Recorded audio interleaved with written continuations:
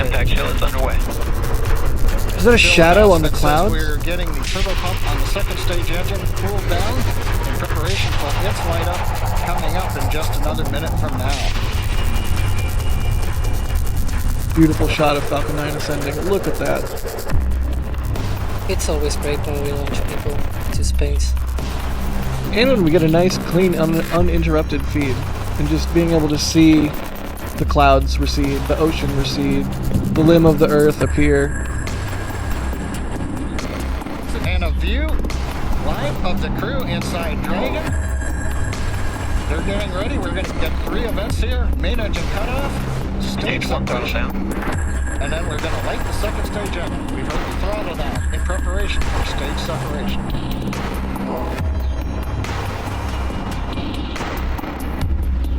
Nico. Stage separation confirmed. Copy 2 Alpha. Impact ignition. Stage 1, boost back startup. Watch the right hand side. Wow! Second stage engine. The first stage is into the boost back burn, working its way back towards Cape Canaveral. Did you see the boost back?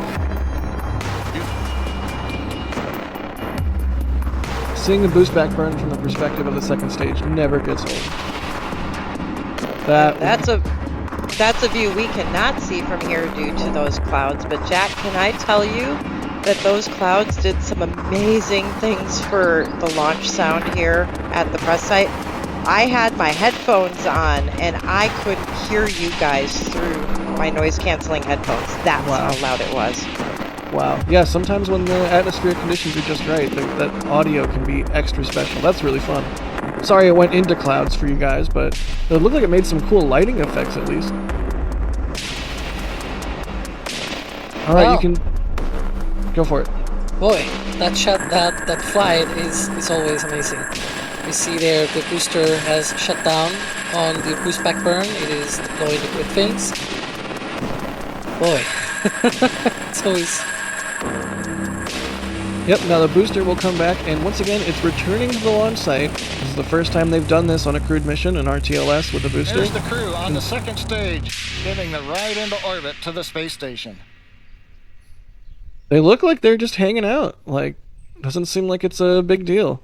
Might as well be riding an airplane. Just casually going 8,000 kilometers an hour. 169 miles above the Earth. So now's the fun part where we get to watch the first stage first accelerate as it continues to fall towards the atmosphere, and the second stage accelerate. And the first stage was going to slow way down before finally landing back at the launch site. Julia, are you getting ready for the sonic booms? I am. I'm actually showing some of our Axiom guests that are here on Cape where to go to see the booster come back. Oh, nice. But I will be heading up on the roof to try and get a better view. Yeah, hopefully that audio that you got for launch being extra good means the boost. It's now beginning to orient itself so that the engines are pointed down towards the land as we will be descending towards landing zone 1 in Cape Canaveral.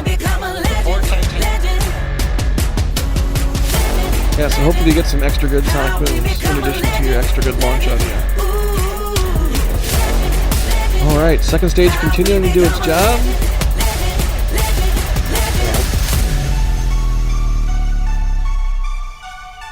First stage continuing to fall back into the atmosphere. Yep. Should be coming up soon into that entry burn. With just one engine, it's going to be a weird one. Yeah, single engine entry burn. Kind of quirky.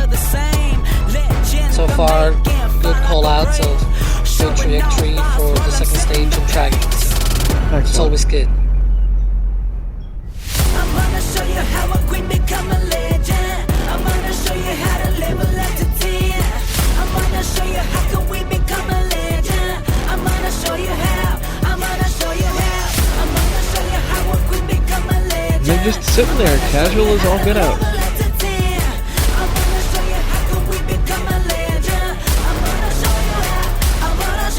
Alright, there you go. That was entry burn on the first stage. Nice quick one. You can see that the speed of the first stage is not really that much, so you can understand why they can do that single engine entry burn, because when they do a normal re-entry or startup missions, for example, they're coming in at 8,000 kilometers per hour. Yeah. They were coming in at half that speed, so they are able to do that with just one engine. Yeah, that makes sense. Is that because the boost back was so long, or? No, it's because it's lower speed. There we go. Booster coming back.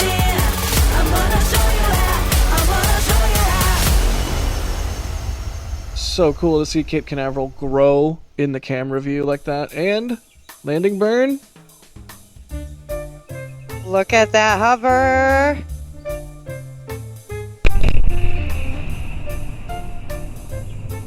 There's the booms.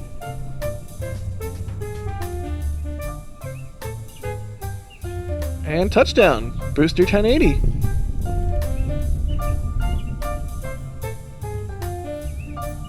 And there we go. You make it look easy.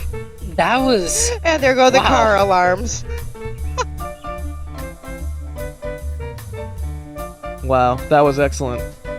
All You right. could see the 3 engines on one of the shots. It's amazing.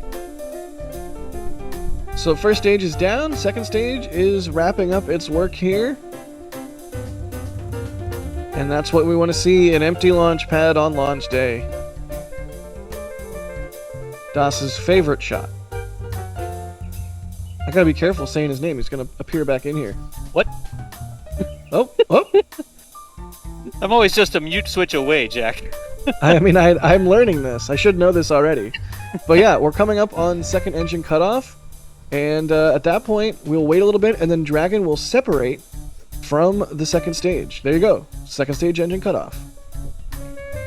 It's always the confusing part of SpaceX launches because, you know, there are still people in the capsule going the rest of the way into stable orbit, and the booster comes back and it's all exciting and there's sonic booms, right? But it's not mission complete until they've got that capsule in a stable orbit. Go ahead. Look at them. There's smiles all across. Yeah, they're feeling the weightlessness. You can see the 0G indicator floating around too. I would be bummed out if I was in one of the seats that was not next to it. I'd be like, hey, throw it over here.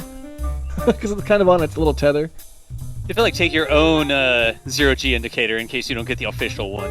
Right, right.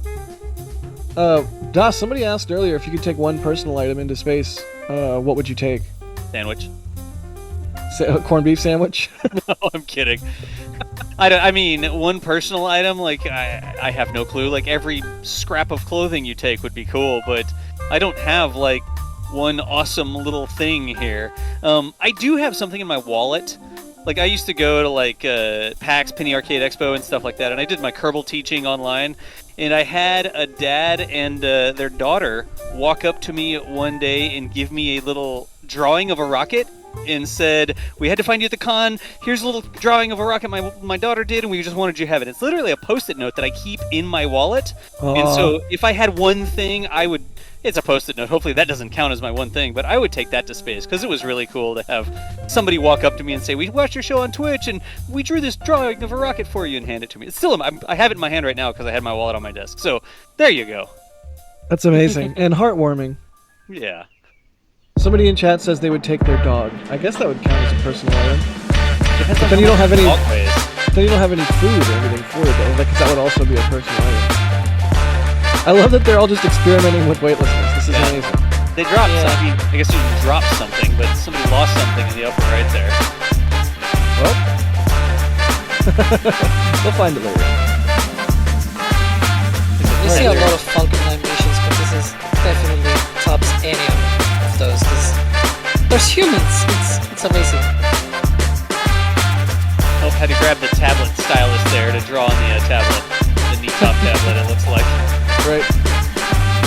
I mean, it goes to show why things are tethered down the way that they are, because they will float away. Yeah. have the two people in the side seats there that like don't get the entertainment console in front of them. I mean, the super important spacecraft controls. They lean over into their Alexa? yeah. You gotta wonder to what extent the people are like backseat flying. I guess it wouldn't be driving. Backseat flying. It's like, no, don't press that button. Press this button. Well, I am the commander. I will turn this capsule around and take us home. And no Disneyland for anybody. The seats are like back a little bit, so you couldn't reach if you wanted to. Like the two, not shotgun seats, the side seats, right? Look at that. There we go. Drag and deploy. That looks good. So that's the trunk, right? Like they don't need to take that with it. That is the trunk that's leaving, right? Yep, we're looking up into the empty trunk. Yeah. It's got the fins on it that are stabilization parts for a board, if I'm not mistaken. But there's no cargo in the trunk here, and so why drag it to the space station? No junk in the trunk. Is that what is this camera? Hang on, it's turning sideways a little bit. Look. It was a phenomenal ride. That's got solar panels on it, Jack. That's the Dragon. Yes, we're looking at first- the solar panels are on the trunk. Joy of zero-G with your crew. You can see there We will do that. The space was black, and the space around it was black, and I thought we were looking through Already something you can at see first. Dragon Oh. Draco thrusters Oh, that's activating. Dragon separating. Yeah, and then it tilted sideways, and I'm like, wait a second, there's solar panels on that thing. You thought we ditched the trunk. No, we haven't ditched the trunk yet. I thought we had already. Yeah, I was like, wait, why are they doing that right now? But whatever. I thought I was looking right through it because it was all black. All right, now let's Yeah. try and figure out what model iPads these are. I'm kidding.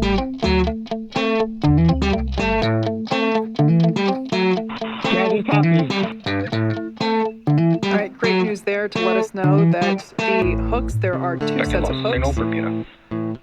Two sets of hooks that are now disengaging. And once that is complete, we are able to open the nose cone.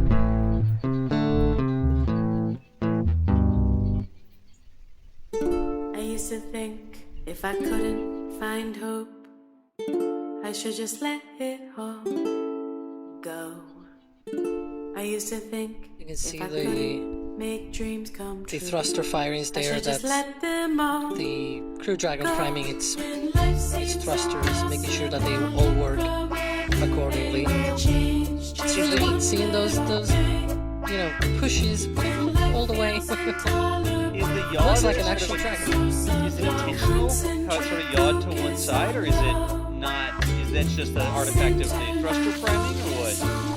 Yeah, it is sometimes. Yeah, most of the times you can see that. It is also probably the second stage turning away, because it usually rotates because it's already left Dragon in orbit. So, okay, bye-bye. It's my time to go away. Because now the second stage is gonna do the orbit burn and burn up in the ocean. So over the ocean, I mean.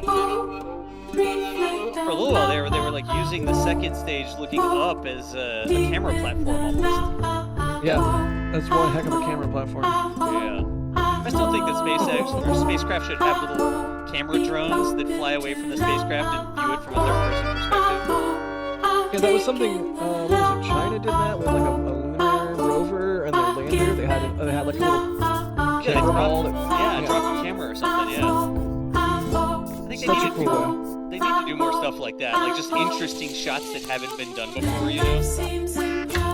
Oh, that reminds me that Polaris Stone is gonna have a free flyer camera. It's good. That's a good idea. So that's a great idea. Not good. It's like a heck of a great idea. Surprised they took our We want advice more of quickly. those. Yeah, we want more of those. Oh, we got our American flag waving in the countdown clock there, and then some SpaceX hosts on the side.